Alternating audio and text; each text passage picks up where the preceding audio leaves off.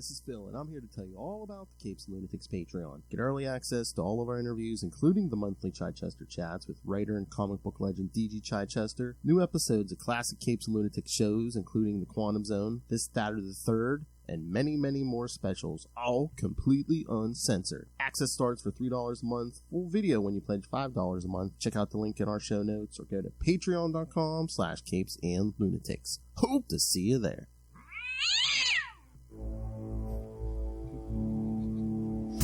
Acid So Meow May begins. Welcome back to another episode of Marvel Tales.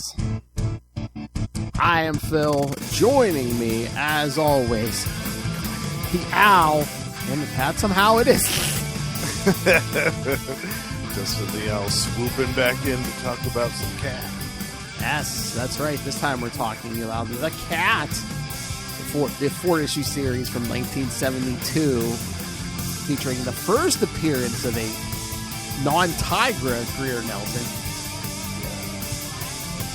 The earliest adventures. I always think it's important where a character begins. Oh yeah, I'd wanted to read these, and this was like my first time reading these. So nice. Oh, cool.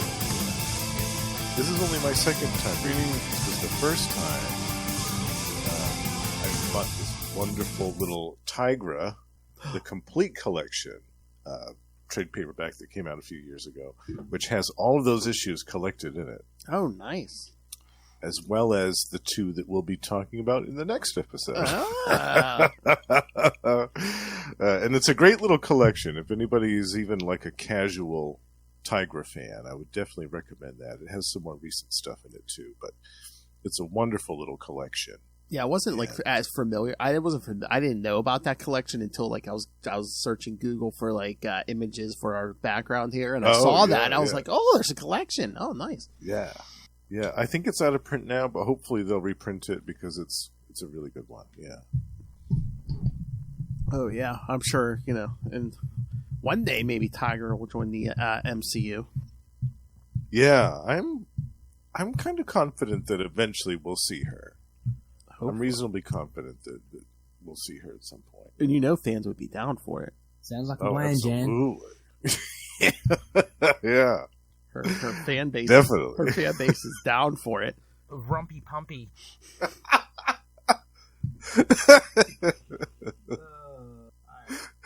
All right, so should we jump into these? Yes. We've got 4 issues. And we'll get a little bit into the writer, too, because I was doing my homework here. But, yeah, I mean, the Cat in 1972, they were kind of going for a feminism thing with this and, like, a few other books. And, at least 2 or 3 women on the creative team on this book? Mm-hmm. Yeah, the writer and the artist were both female, which I thought was kind of remarkable, really, for 1971. Yeah. In a very male-dominated industry, which is the truth. It's really, if you look at it. At that time, it was kind of remarkable. I thought that was unique. Mm-hmm. Yeah. And also to have a lead female superhero. I couldn't think of any other... Besides, in 1971 in Marvel, the only other major superhero that I could think of that even would be Spider-Woman. But I think she was even later, wasn't she? I think so. Yeah. So in 71, I was racking my brains. I was trying to think of a lead superhero that had her own title. Because I was doing my homework. I think they said this might have been Marvel's first solo female book. Was it really? Was it the first one? They didn't do any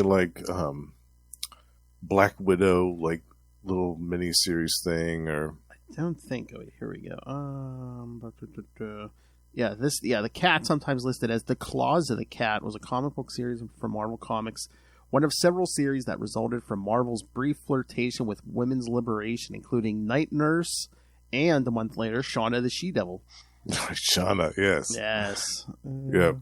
So Stan and Roy sat down and talked about this.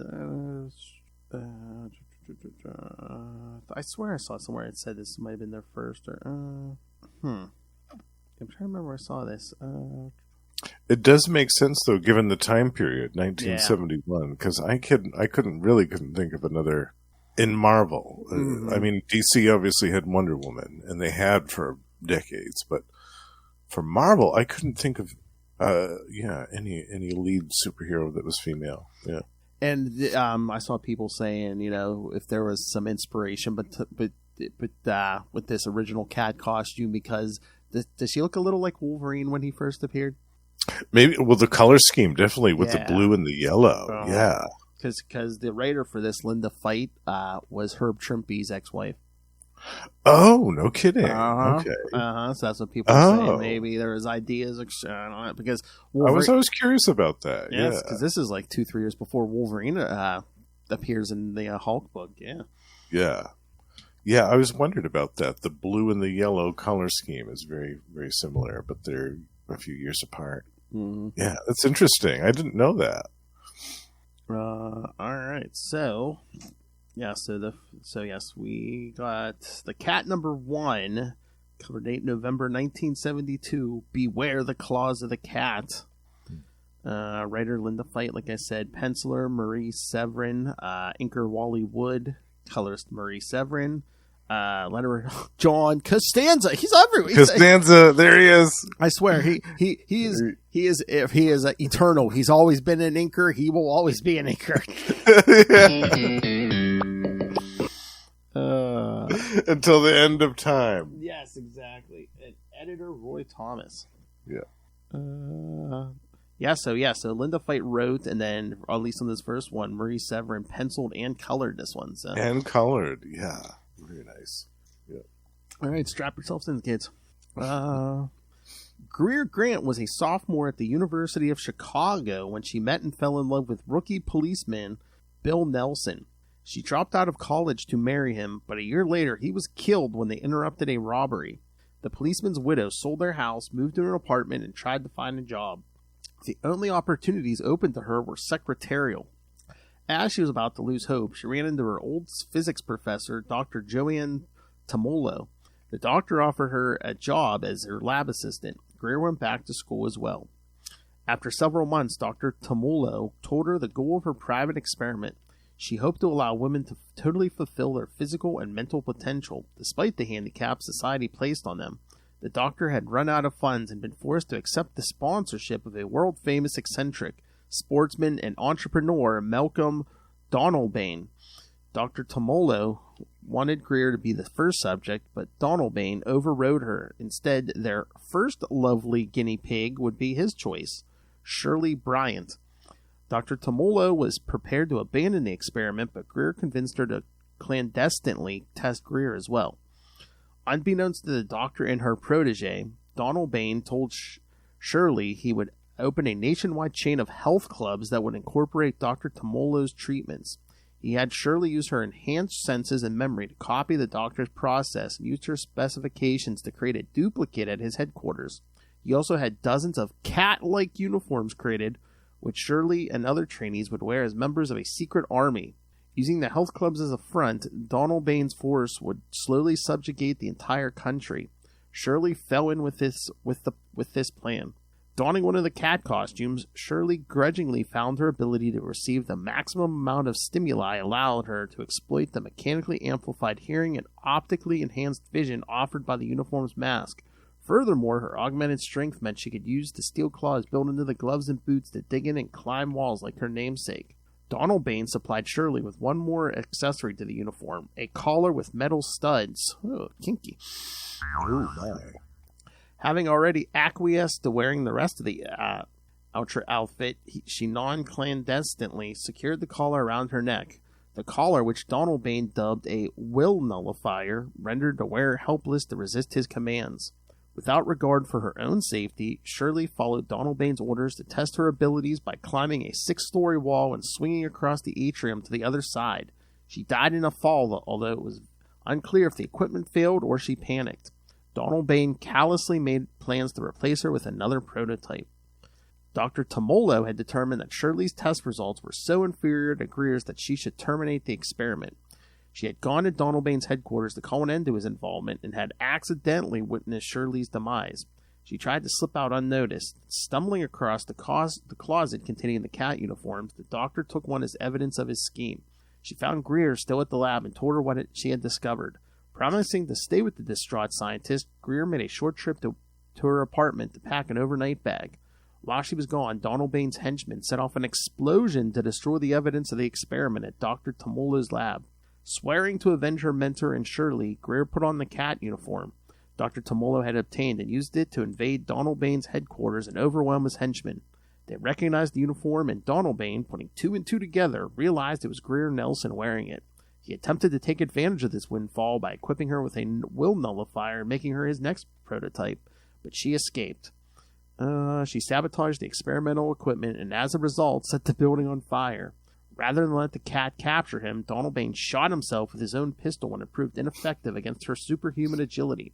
Greer was left to ponder, have I become a stronger woman only to become a poorer human being? Alright, so, thoughts? What were your thoughts on this one, Phil, where this was your first time reading this one? I liked it.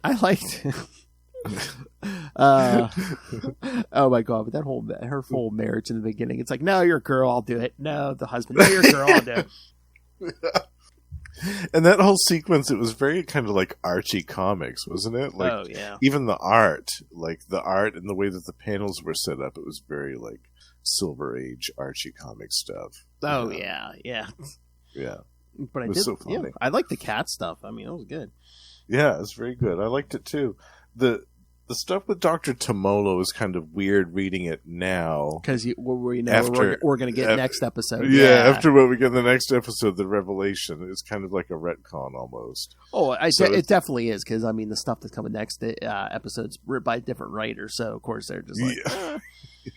Like, we'll do something different with it.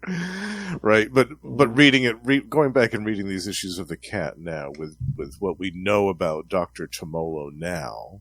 It's kind of strange, but I love the design of the costume. Still, it's very simple. The yellow and the blue, yes, with the cool mask. Like, it's very kind of understated and simple, but it's so cool. And I love that it's still like over 50 years later. Like, it's still being used. Like, it's undergone a few small minor changes here and there. But for the most part, that costume is still the same. Yeah. Oh, yeah. Again, I mean, yeah, from the 70s to now, I mean, it's over a 50-year-old costume. I mean, look, Wolverine's costume, whatever, underwent the, redesigns and everything. Right. That's gone through a ton of changes. Even just color changes, yeah. Mm-hmm. But, yeah. Some of the dialogue was funny, too, like when Shirley's undergoing the test, she says... This is really far out. I bet you're surprised I'm doing so well. I know, but I like that because it seemed like they were trying to paint her as like an airhead and stuff. Yeah. It was funny. Yeah. Wait, that husband kind of looked like Jimmy Olsen, didn't he? Yeah, definitely. And he was... Yeah, he must have been... I can't remember if it was revealed in the story that he was a germaphobe or something, because he had this thing about people touching him. He was like, "Never touch me! I've warned you 1,000 times. Never touch me!" Oh, yeah, yeah. And at the end, he didn't want the cat to come near him. Like, he would have rather blown his own brains out than have the cat come close to him. So I always wondered if he was like a germaphobe or something. He couldn't stand to have people close to him or to touch him. And then, like, that one big henchman he has, he's basically just there in like basically like trunks and like sandals. I'm like, yeah. I was like, is this Lilith's house or your house? I mean, I don't know. Well, I think that both of us would pick a more attractive one than that. That's true. That's true. That one's more for utility. That one's more for just carrying the groceries.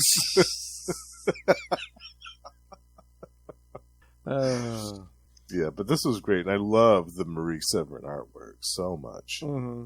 Yeah, recently I've been reading some of her stuff with Doctor Strange. Oh, nice. It's so good. Oh, it's breathtaking. So I love to see this side of her artwork. It's cool. Yeah. Yeah. How do you feel about like the flashbacks? Because we kind of got like I don't know. The beginning, there's a lot of flashbacks. There was, yeah. Which I get. I mean, yeah. I mean, I guess it's it's first issue. It's an origin. It's a brand new character. Yeah. I like how they started it out though without the origin. Like they started it out with her just kind of swinging through the city, and you don't know who she is. And then, a couple of other things happen. She's shaking down some people for information, and then you get the origin. Yeah.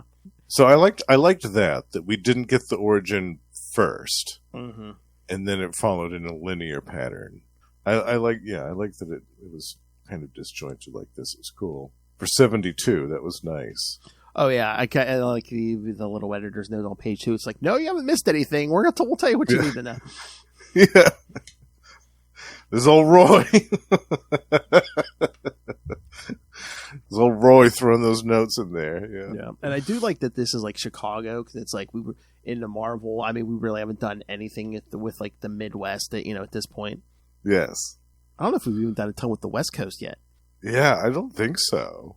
I think maybe did we have Daredevil out there in San Francisco by that point? But I mean, was Werewolf by Night on? Maybe, yeah. I feel like it was. But yeah, there wasn't a ton. Like there wasn't any West Coast Avengers at this point, or like the major superheroes. Yeah. I think that they just kind of visited there, but they weren't based there. Yeah. But I really don't think you had much going on like regularly in like the Midwest or anything. It was either one coast or the other. Right. Yeah. Yeah, I feel like Werewolf by Night was like in California. I think so, yeah. Maybe, or further up. But yeah, everything else was definitely East Coast or in the South or whatever, yeah. Oh, yeah, the Big Bruiser one I was talking about. Donald Bain calls him Zabo. Zabo, yes. Like, is this like Hyde's cousin or something? Dr. Calvin Zabo. His dumb cousin. This is cousin. And I wonder what this dude thought that he was going to accomplish with this army of women under his control wearing these cat costumes. Like, what was his end game there? Well, I figure. Oh, well, one, it's like, no one's going to see in this era in history. We're not going to see a female army coming. And two, I mean, again, they can seduce people, and then. Oh, well, okay. They got the muscle to back themselves up. But I mean, was he going to like try to take over like governments and things, or like maybe? I mean, or just like do an Elon Musk thing, get super rich and crazy? Yeah, probably both. But yeah, I mean, these women can maybe seduce like politicians and stuff. Then if they don't go along, they can kill them. Well, true. Yeah. No, it's. But I do like the kind of the reflection of like the beginning of the issue. Yeah, when Shirley falls to her death, But meanwhile, Greer makes the jump in the beginning, even though with like the lightning or whatever. Yeah. And it was a cool depiction of how callous a villain he was. That after Shirley fell to her demise, you just see her hand kind of laying there. He's like, get somebody else to wear the costume. It's like, yeah, moving on. Yeah. She was unworthy, he says. Mm-hmm. Yeah. Should we mourn? How about no? Exactly. It's like short. Yeah, that's what he really wanted. $1 million. That's right. Oh, 1972 money. Yeah. Yeah. Yeah, but that whole thing was so weird when they. I guess they changed their minds, the writers. But it's like. Dr. Tomolo gets caught in that explosion at the house, but then by the next issue, oh, she's alive. I didn't know she was alive. She's still alive. She was only grievously injured, Explosion just put her soundly to sleep. I thought she was dead. She was in a light coma for a few days. Mm-hmm. No big deal. But yeah, just Donald Bain, how petty he is. I do like, before even Wolverine, she does the whole Wolverine claws thing. It's completely dark, and she just like pops the claws and stuff. And yes, and you can just see her green eyes in the darkness staring out. I love that. I think that's actually my favorite part of this first issue, is that final confrontation there in the dark. You just see those cat eyes, yeah. Yeah, you just see the cat eyes staring at it. It's so good. And then you see that gun go off, and then they reveal, oh, yeah, he shot himself. Yeah. But that wouldn't have really done anything to her anyway. I think that they said that the costume's bulletproof, isn't it? Maybe, yeah. Or maybe not. Well, I mean, she could have dodged it, too, because she could see in the dark, yeah. Right. But even if he shot at her point blank, I think the costume would have saved her. Mm-hmm. So then she swings out, and then we see her on the roof. It's so cool, too, seeing, because I'm so used to seeing Patsy Walker wearing this costume. Yeah, with, the darker hair and stuff in this. Yeah. With the red hair. Yeah. And it's so cool seeing Greer with her black hair, just with this, yeah. Because it lasted so few issues, this look. Mm-hmm. It's so cool to see it while it did last. Oh, yeah. Yeah, I love it. All right. Should we move on to the next one? Yes, featuring my namesake. Oh, that's right. Yeah, because the cat is going to start fighting other people's villains here. Yes. Yes. All right. All right. Just laughing at this title here. All right. The Cat number 2 from January 1973. The Owl and the Pussycat. Superior Puss. Right. Writer Linda Fye, penciler and colorist again Marie Severin, inker Jim Mooney, letterer Charlotte Jetter this time, and editor Roy Thomas. So, except for the inker and the editor, everyone else here is a woman this time. So, very cool. I love that. All right. All right. When last we saw the cat, she was fleeing Malcolm Donalbain's burning building. Later that same night, so yeah, hardly any time has passed, we found her puzzling over some strange sensations that had led her to the roof of a hospital. She had been certain her mentor, Dr. Joanne Termolo, had died, but she seemed to hear the professor's voice in her head. Climbing down a wall, she clung outside the doctor's window and was relieved to overhear a doctor state that she would recover. The woman in the cat uniform, Greer Nelson, went home to rest until the next day. In an extended flashback, Greer recalled how she and Shirley Bryan had participated in an experimental conditioning program. So we're basically, did that flashback seem to go on a little long? I mean, I know it really did, yeah. And I think this thing seems like it's coming out every other month, but I'm just like, man, do we really have to recap the whole entire episode? It went on for a couple pages. I'm like, 1-2 pages max, you know? Yeah, they really did. They covered a lot here, yeah. Exactly. They basically recapped the whole first issue, and then after that, and so yes, she's relieved she was relieved that Dr. Tumolo needed her now, not the cat. The next morning, Greer drove to the hospital. There, she met Dr. Tumolo's attorney, Ben Richards, and Arthur Tumolo. While Tumolo excused himself, the attorney told Greer he had never heard the doctor mention a nephew. In fact, she had named Greer as her sole beneficiary in her will. While they were speaking, someone hijacked an ambulance and abducted Dr. Tumolo. Greer jumped in her convertible and followed them, but lost them in the warehouse district. Inside one of the buildings, one of the kidnappers asked the man who had posed as Arthur Tumolo, calling him Mr. Broussard, what they should do about their pursuer. He ordered them to bring Greer along. At gunpoint, they brought her into an elevator and took her and the doctor to the next floor. There they met one of Daredevil's rogues gallery, the Owl. Yeah. When the Owl berated Broussard, the henchman reminded him he had gotten the others for him, and Tumolo was ready for the transfer. Greer demanded to know what was going on. The Owl responded by explaining he was gathering the wisdom of businessmen, artists, and scientists on tape for his own use. Dr. Tumolo's mind was about to join the others. One of the Owl's henchmen escorted Greer out. He knocked her unconscious and locked her in a closet. When Greer awoke, she put on the cat uniform, which she had luckily brought along in her purse. That must be a big-ass purse. She used her for the those metal claws and everything. The claws, yeah. She used her... Retractable. Yeah, the night vision, yeah, all that. She used her super sensitivity to pick the lock and escape. She located the doctor being wheeled back onto the elevator, knocked out the goon with her, and took her back to the ambulance. As the cat attempted to drive away, the Owl and his henchmen emerged from the building to stop her.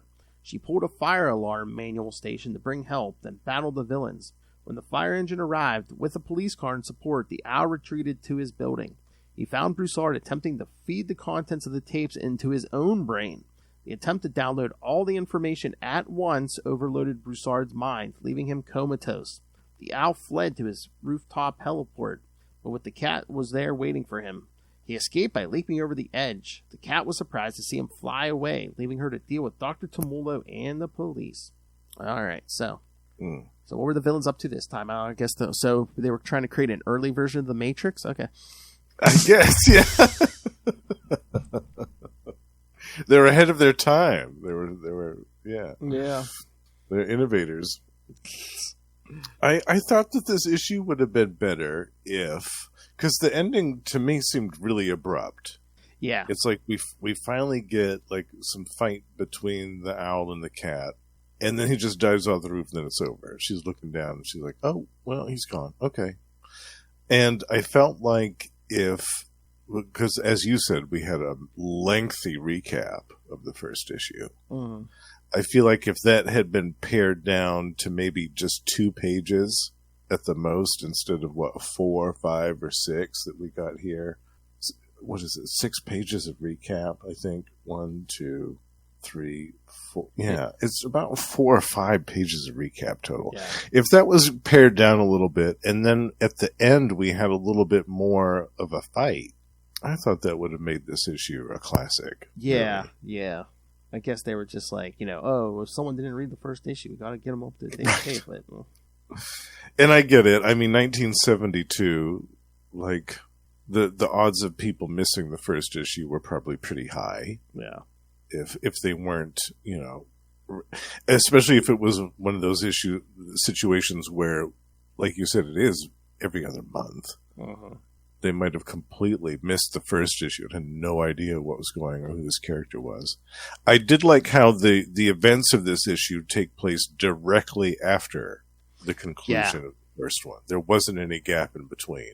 We just go right from one into the other. I liked that. That's good. But I mean, that recap, they based on all they had to really say is she was a widow, Mm-hmm. This Dr. Tumuldo gave her abilities, and yeah, they could have done that in a page or 2 easily. Yeah, and they thwarted Donald Bain's plan. Yeah, that's it. Yeah. Instead of the 4 or 5 page recap that we got here, I felt like that kind of slowed the issue down and took some of the momentum away from the story that was happening with the owl and his henchmen and all this other stuff. Mm-hmm. Yeah. But other than that, I really enjoyed it. And I loved the artwork. I loved Marie Severin's depiction of the owl. I thought he looked great. And I love the fact that he actually had his own little pet owl on his shoulder. That's what I was going to say. I think you need to start doing this with an owl on your shoulder. Someday. Maybe someday. Yeah, but I love that. I wanted to see more of him. That was my gripe about this issue. Is I wanted to see more of him and more of a little bit of more of a confrontation between him and the cat at the end. Yes. I felt like it was kind of anticlimactic. Yeah, but that might be a future present. I might have to find you either a stuffed owl or like an owl puppet or something. Puppets, absolutely ridiculous. Like Charlie Puppet. I've got some stuffed owls. I just have to figure out a way to get them to perch. I'll figure it out. So, just looking at this owl fight. I mean, the fight. A couple moments of the fights here weren't bad, but like you said, then the owl just like kind of glides away. It's just like he just kind of takes off.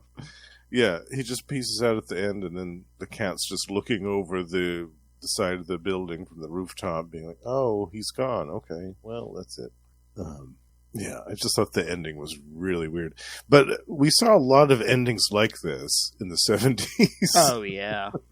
Like, you would have like this lengthy recap in the beginning of the issue of what happened, a whole bunch of story, and a little bit of a fight. And then the last page of the issue, they're really rushing to like wrap everything up. And maybe the last 2 or 3 panels of the actual comic, everything is wrapped up in all of it. I just wonder if Linda Fight was thinking, I'll have plenty of time to tell more story, and then they canceled it after 4. I believe I saw it because of sales. So. Oh yeah, yeah. That's unfortunate. I was hoping that this would have caught on back then. Yeah, no, I like this 72 and been popular, but I don't know. I guess people weren't ready for it. Well, it didn't follow the tradition. I didn't see any Spider-Man guest appearance in any of these issues. True. Although there is a Spider-Man appearance that we can mention after these. Oh, yeah. The Marvel team-up, I think. Yes. I told you, I'm going to try to squeeze that in somewhere. You can warn those Hellfire. Hopefully she won't hate me for suggesting this. No. But I think it's a fun little issue. That is so weird. That is so funny, though, because, there's only 4 issues of the Cat series. Well, I guess that was their attempt to get it to catch on, but I was like, there's only 4 issues of the Cat, and then, we get the transformation after this, because someone like, man, they really squeezed that Marvel team up in there. Yeah, they did. Yep. All right, so, any other further thoughts on the number 2? No, yeah. It was almost a classic. Yeah, it was pretty close to being a perfect. Again, a little too much recap. Yeah. All right, so the Cat number 3 from April 1973, from Far Beneath the Mirror of the Moon. Linda Fight Writer, penciler Patty Greer and Bill Everett also the inker. Color Stan Goldberg, letterer Gene Izzo, and editor Roy Thomas. So that probably didn't help it either. That our art team seems to be jumping around here. Yeah. There's not a lot of consistency with the artwork. Yeah, it's good art, but it's just not very consistent. Yes. Well, I just see some trivia. Hold on. I'll wait till we do this synopsis. Oh, you're gonna love this trivia, Justin. Yeah. All right. While exploring unusual sonic pulses under Lake Michigan, the Cat encounters mysterious aliens she mistakes as a naval cruise site in a submerged dome. Kraken tries to overtake the complex, but the Cat and the alien crew fight off the pirates. The alien commander, B-Log, ultimately decides to abandon Earth and blast his submerged craft back into outer space. A startled Greer is shocked at this turn of events. But yeah, I remember I was reading this. I was like, the Kraken. Why does he sound familiar? And then it was like, oh, last I battled the Submariner. I was like, okay. My favorite biscuit. I'm well acquainted with Commander Kraken. Yeah, I'm sure you are. Oh, yes, and Lake Michigan is incorrectly stated as being a saltwater lake when it is a freshwater lake. Oh, saltwater lake. Yes. But oops. But no, the best trivia, because it's talking about the letters page. This issue has a letter on the letters page from a young future Marvel creator, a Mr. Frank Miller. Oh, nice. So he was reading the Cat? I guess, yeah. Oh, no kidding. I love it. Wonder if that was an inspiration for Elektra later on. Maybe. Oh, yes. At the point he wrote the letter, Miller lived at his listed address in Montpelier, Vermont. Wow, no kidding. All right, so issue 3, Pirates arc. It's not bad. I mean, no. like I said, the art it's good. It's just kind of inconsistent, especially from the first issue. Oh yeah.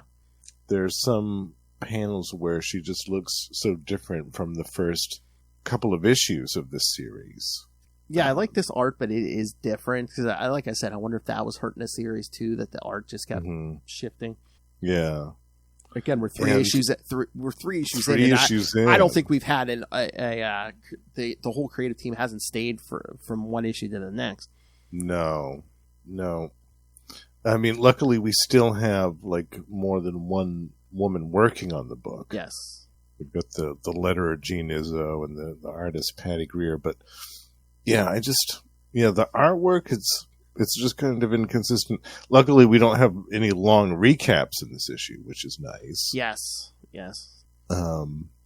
But yeah, I thought Commander Kraken was kind of a weird nemesis for her, like a weird choice of foe for this story.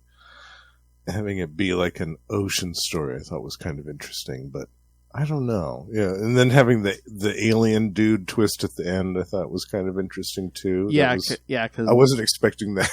Because at first, when he takes off that helmet, and you see those ears and the ears, yeah, and the hair. I'm like, wait, is that a cat person? Are we doing this already? Yeah, and I was like, no. That was my first thought too. I was like, oh wow, are we alluding to something this early, but then the spaceship flies off, and okay, that was a cat person. So so we're throwing everything at the kitchen sink, and in this issue, it's like aliens, pirates, yeah, Pirates, arg! yeah, we're doing it all. All kinds of stuff. Yeah. And then she's kind of, it seems like she's kind of flirting with Dr. Tomolo's lawyer, but I guess he's basically just a plot point so she can get a boat. Yeah. Essentially, yeah. That's what happens. Which, again, we only have one more issue after this, but again, we don't see this lawyer guy again. It's like... Yeah. And also, there's a little blurb on the first page. It says, "Attention! The cat will be drawn by a surprise artist starting next ish. To help out in the interim, we asked Patty Greer to help ease the seams on Wild Bill Everett's splitting schedule. She said yes, and we say thanks." But apparently, they had plans for surprise artists and things to happen in the future. Oh, yeah. I was reading somewhere, like, they had started working on a 5th issue, but yeah, it just never never got printed, yeah.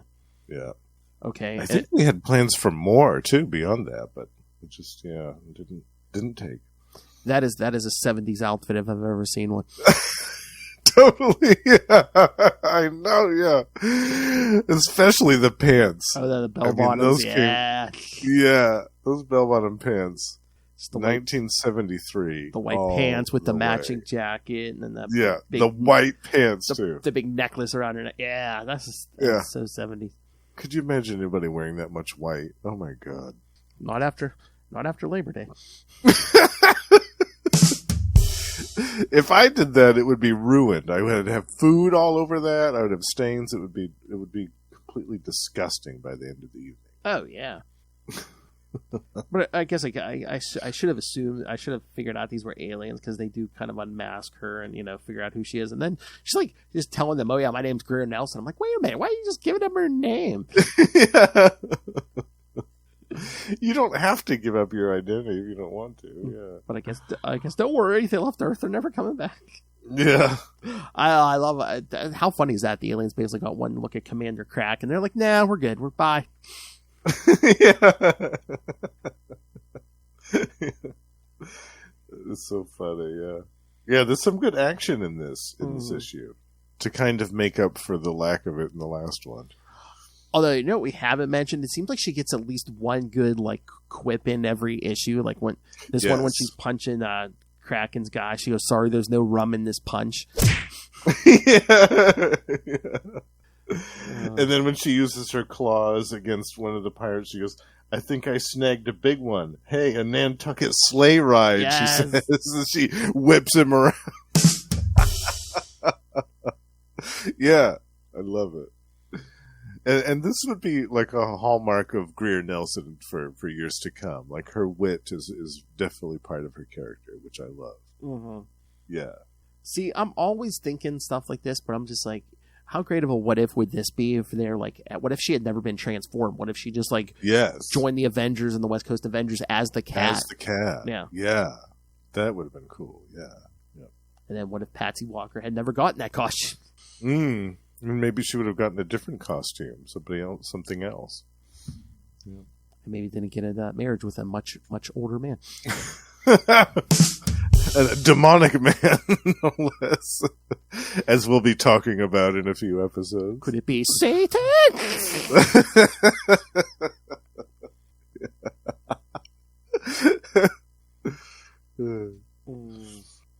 And again, I guess they must have changed plans on this, because at the end of 3 here, it says, "Next, the cat, spawn of the devil, so cries the witch." And yeah, we see no witch in the issue 4. Yeah, quite a different character, actually. Or unless they got negative feedback from the whole alien thing, and they're just like, "Nah, keep it just keep it straight up superhero, fight a villain." Yeah. Or maybe that was the plan for issue number 5. Like, maybe they switched that to issue number 5, the one that wasn't printed. Yeah. See, that's the thing. They should reprint they should put those in print for the first time. There's, if they had like an issue or 2 done after 4, put them out now. Yeah, if they were complete, why not? Yeah, because that's like that's like over on the Batman podcast. Yeah, me and Lilith are talking about that Joker series from 1975. Mm-hmm. They put out, it's 10 issues, but they never put out the 10th issue until 2019, and only in collections and digital. It was never like its own floppy. Yeah. Oh wow. Yeah. So the one issue they never the last issue. Waited that long. Oh Yeah. my word. I don't know why. Kind of like the last issue of Ghost Rider. Remember that? Oh, they waited God, yeah. about 15 or some odd years to put that one out. Something. It's so strange. But yeah, put this out. I mean, Yeah. hell, again, go with She has a fan base. She really does have a fan base. I go with the theme, kids. You missed it, but Women's History Month, something, Yeah, exactly. Yeah, she has a huge fan base. We're obviously, as we mentioned, we're going to see her at some point in the MCU. Oh yeah. I think it's a foregone conclusion at this point. Oh, unless they do it next year. Or no, it's not 75, 72. Yeah, they missed the 50th anniversary. Damn. Yeah, but wait, when did she become? Next year they've got some other projects coming out that they could at least allude to her being a presence. Or hold on, let me see. What year did she become Tigra? Maybe do it for that. 70. Oh, cover date. She became Tigra in 74. So come on, this year. Come on, hurry up. Yeah, they could do it for the 50th anniversary of Tigra. Come on now. Yeah. Let's see her in the MCU, or at least have an announcement about some type of appearance. Yeah, exactly. Go all out. Yeah, come on, give me some foil covers. That's right. Foil embossed covers all the way. I'm surprised. I guess, we kind of had Hellcat, but I don't think she was doing much in, the 90s, right? I'm surprised. It's like the female character with claws. I'm surprised they weren't pushing Patsy Walker harder in the 90s.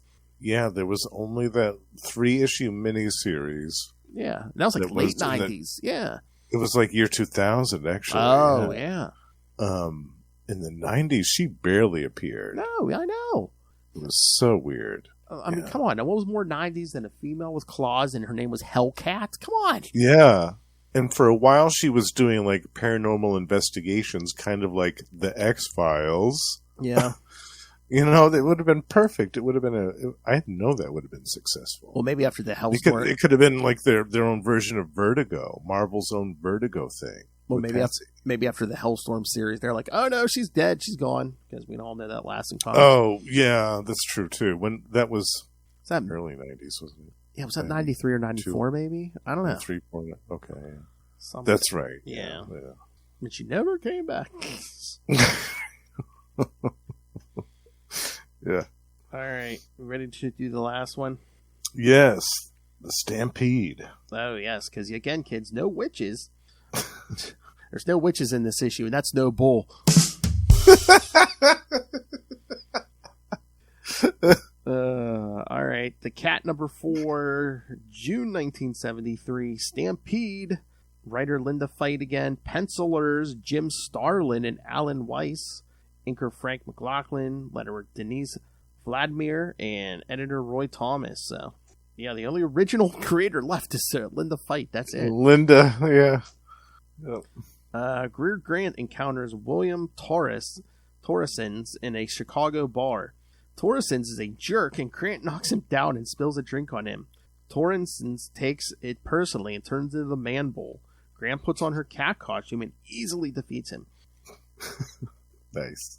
And they didn't have it. They didn't have it on the digital copy and stuff, and it's probably not in your collection. But I guess, in the original issue, they reprinted a story from X-Men 57. No kidding, really? I guess it's a Marvel Girl story, so yeah. Oh, that's interesting. Yeah. Huh. Yeah, what did you think of this one, Phil? Some really early Jim Starlin artwork on this one. I liked it. I liked the art on all these issues, but again, it's different than what we got in the beginning. Very different from Marie Severin. Yeah. Oh yeah, I'm definitely going to force Lil to do that Marvel team up, because I guess it takes place after this last issue, so. Yeah. Yeah. Yeah. And with a villain like Mankiller, it's going to be entertaining. Oh, yeah. Hopefully she won't despise me. Like, damn you, Justin, and your B-side picks. I just wait for her to say that he has to be here. But yeah, this one gets right to it pretty much, because Greer and her friend are go into this bar to get lunch or whatever, and then the friend's like, "Oh, can you fix me up with a man?" And Greer's like, "I can't even find myself a man. Let's load." Yeah, right. And I love that there's no recap in this one. Yes. There's no recap. That's nice. Yeah. And then I wonder, is this the first?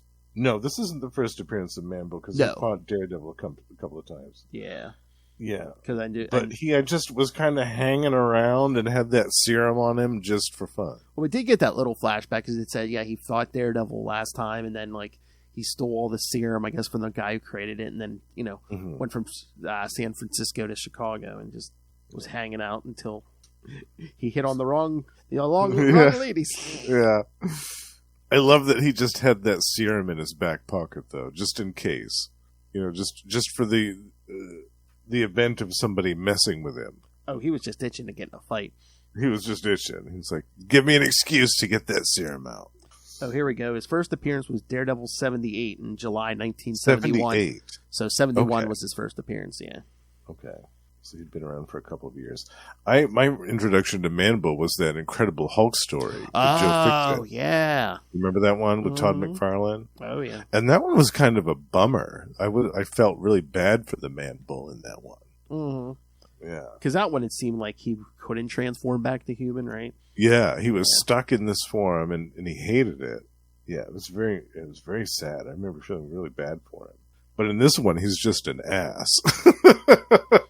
He's just a jerk hitting on girls and then popping some roids when they start to reject him and insult him.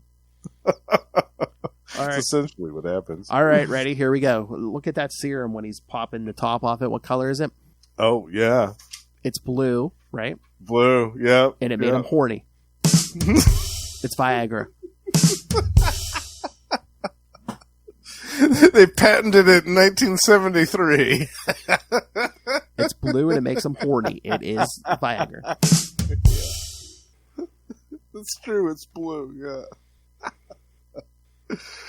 Oh, I love it.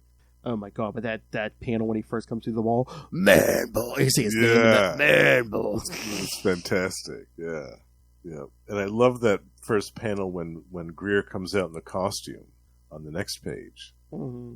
That's also fantastic. Oh yeah. Well, I love this love early from Starlin Network. Yeah. Oh yeah, I love it. Yeah, the other bar patrons come to their aid and basically beat on him. Then he's like, "I got a splash of water on my face, then I'll leave." But no. Yeah. Boy, that's some strong serum. Because I swear, I think his pants change color too after he takes that serum. Oh yeah, you're right. From brown to green. And she's got some more great one-liners in this one too. I didn't read Papa Hemingway for nothing, she says as she kicks him. Dumb dames just get smashed like dumb guys. That's my definition of women's lib. Ha! But that suit does block some stuff because she takes a charge from him, but she's still standing. Yeah. And I love this at the end too. She essentially grabs a broken lead pipe out of a dumpster and just clocks him in the head with it. Off panel. It doesn't show it, but she says, "Hey, handsome, wait up. I've got something for you." And then she funk. Yeah. Yeah, because in the midst of their fight, he somehow finds basically just, a barn or something full of regular bulls. And leads them on a stampede and stuff. Yeah. One of those horrific coincidences. Yeah. And as she's leaping down that fence, she's like, "If this weren't so dangerous, it'd be downright ludicrous." But yeah, she does clock him with that pipe, and then he changes back to normal, and then the bulls just stomp. Yeah. She's like, "Oh, he's hurt bad. Pulse is weak. He's hemorrhage, several broken ribs." But then she's like, "The cops will take care of it." So I find it. Go ahead. I find it ironic those last two panels where I was just going to mention that with the cops. Yeah. What did you think of that? They're trying to set up some stuff for the next issue. The one cop's like, "Hey, Lieutenant, should we try to stop her?" And he's like, No. Chicago needs her. And meanwhile, it's like, this is the last issue. Well, obviously not. Yeah. And it says the cat meets and then a question mark. Yeah. That's doubly ironic. Yeah. I wonder if it was going to be this man killer story that we see in Marvel Team Up number 8, Spider-Man, as a Spider-Man guest appearance for the cat. Either that, or then after they canceled it, they were like, let's put that in Marvel Team Up instead. either that, or they tweaked it where it was just going to be her and Man Killer, and then they're like, oh, we can do it in Marvel Team Up. We just got to add Spider-Man to the mix. Mm-hmm. Yeah.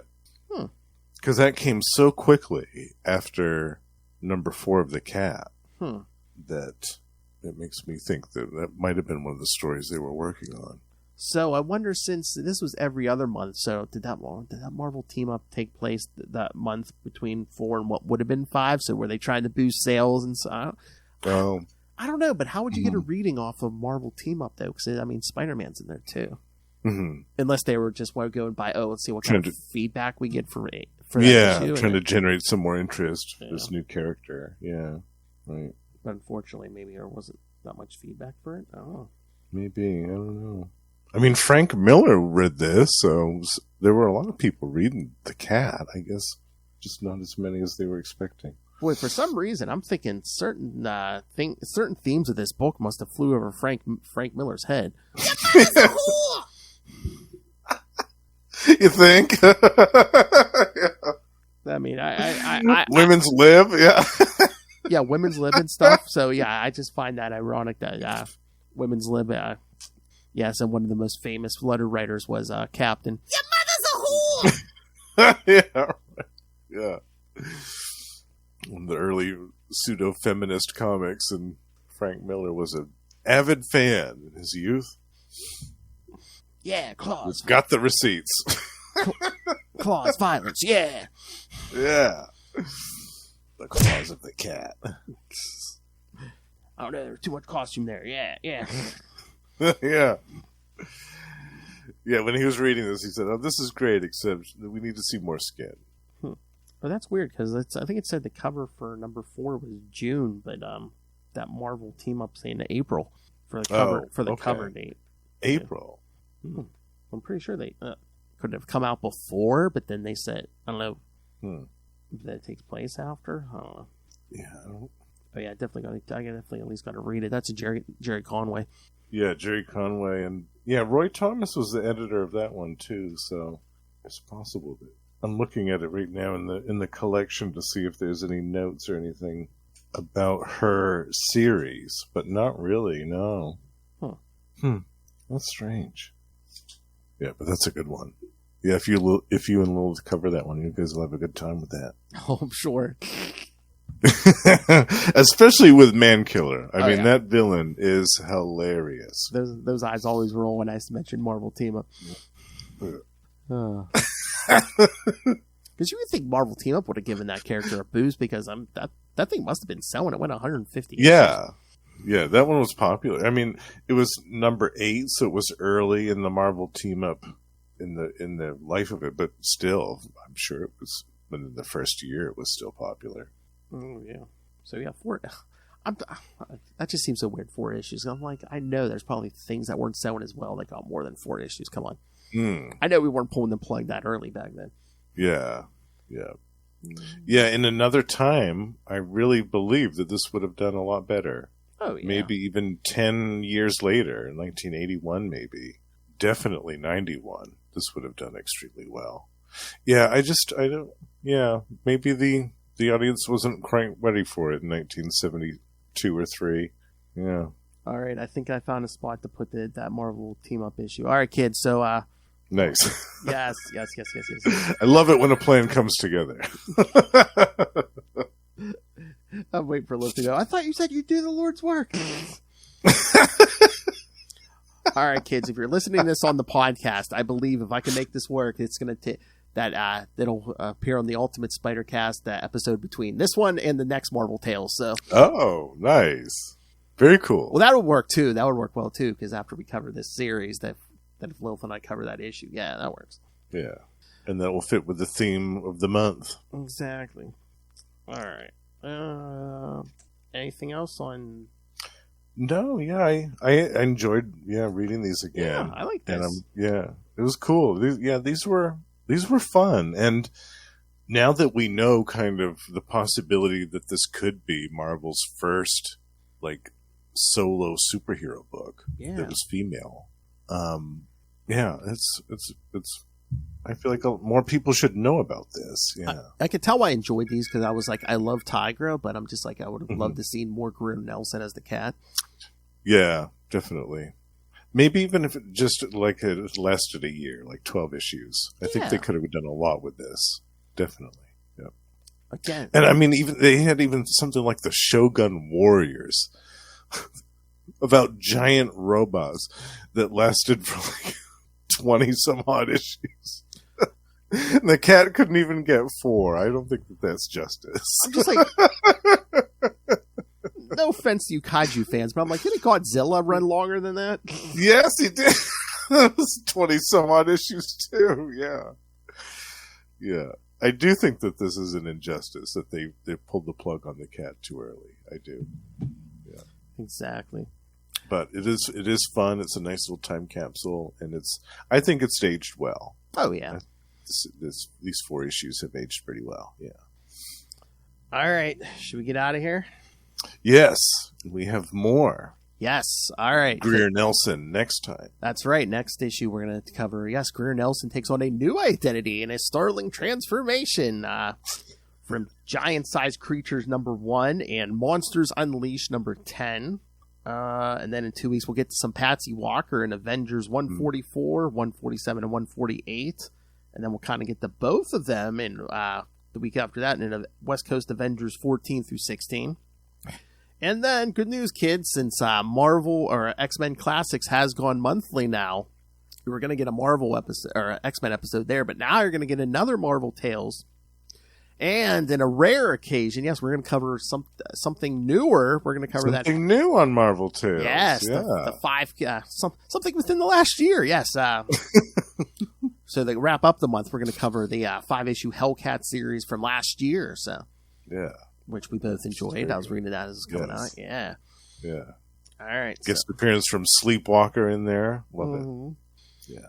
And again, X-Men Classics becomes its own monthly thing. So again, kids, you're going to get more Marvel Tales for the year. So that's right. You're welcome. Including even more. Including our big 100th episode is going to take place during Doomsember. Yes. Oh, I can't wait for that one. Oh, yeah. We've got Atlantis Attack coming this year. Oh, yeah. Yeah. All right. So, yes, kids, we'll finally get to some Silver Surfer. That's true. We've managed to fit it in now. All right. So, yes. So, send us all your thoughts. Email us, CapesandLunatics@gmail.com, or call the voicemail 614-382-2737. That's 614-38-CAPES. And remember, you can find all things Capes Lunatics episodes, social media, merchandise. Again, get your brand new Capes and Lunatics merchandise. Brand new. With all the logos. Capes and Lunatics Podcast, Capes and Lunatics Sidekicks Podcast, Capes and Lunatics Podcast Network. So, yeah, get all your new logos. Or if you want the classic logos, they're still up there. So nice. And, of course, again, Lilith demands you ran the money on us through the Cash App link. Make it rain.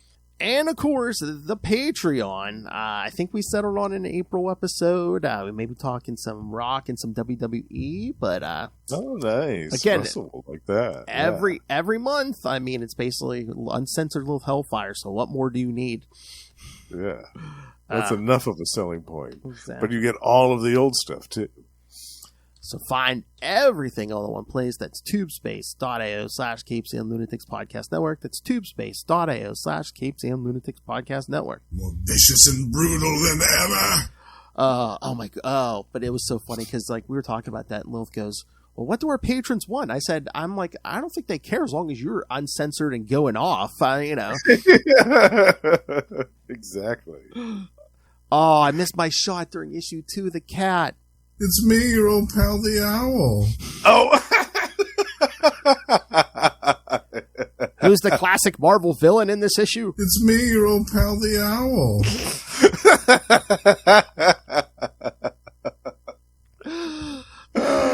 You still remembered before the end of the episode, That's though. True. It still counts.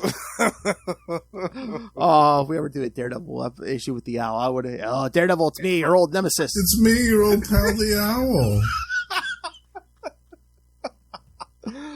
I can see it now. It's not a Frank Miller issue. They're kind of on friendly terms. It's not a Frank Miller issue. All right. Speaking of owls, Mr. Justin the Owl. Can hear him here every week on Marvel Tales. You can hear him once a month on X-Men Classics. You can hear him with me. You can hear him on Energon Universe once a month, also with me and Russell. And you can hear him every the last week of every month on We Are the Night, the Batman podcast. Except for May and June, which he will be joining me and Lil for more Yes. We Are the Nights. Talking some Catwoman and some Killer Moth. That's right. Oh, yeah. Yeah. Batman and Ultimate Spider Cast. Oh, yeah. We're doing a bunch of cannon fodder. Sorry, Justin. Cannon fodder summer. Yeah, it's...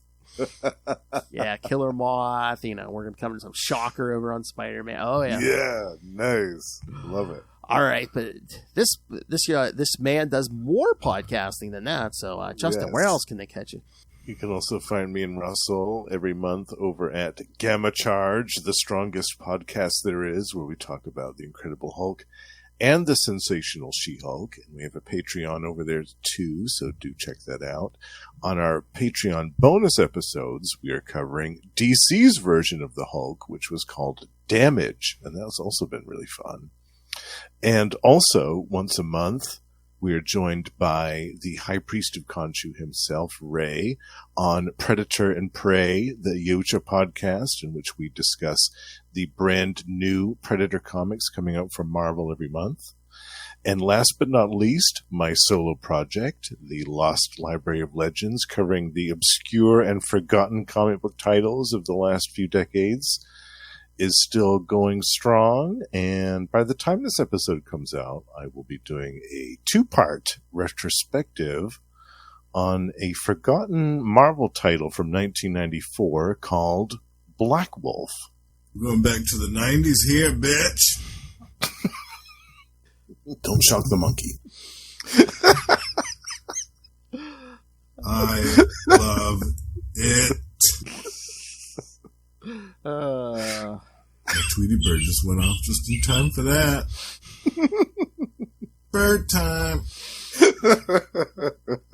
Told Lilith, I love Drunk Justin videos. Oh, We'll make it an annual tradition. oh, please, please. Oh, you'll keep adding to your drops once a year at least. Yes. Oh, what did I unpack? Some Wonder Woman. That's funny. She looks like she was just working a stripper pole down at Divas. It was the 90s. They all look like they were working a stripper pole. Yeah. Men and women. All of them. Yeah. My favorite biscuit. It was a glorious time to read comics. I mean, I don't know who had bigger breasts in the 90s. That Jim Ballin Catwoman or that shirtless Thor. My favorite biscuit. Oh, no. Rob Liefeld, Captain America. That's Rob Liefeld, Captain America. Sorry. I don't know where my head was at. Yeah. Yeah, you Rob. can see that chest coming around the corner before the rest of him does. He's like, his body's like 35% pectorals, yes.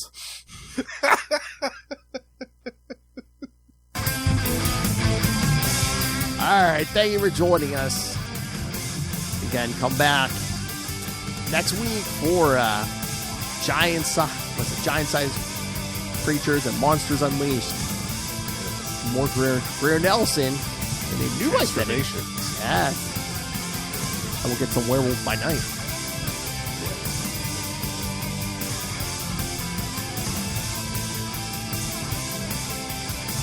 Some Hydra goons. All right, kids, remember, stand up for yourselves. Don't take bull from anybody in a bar.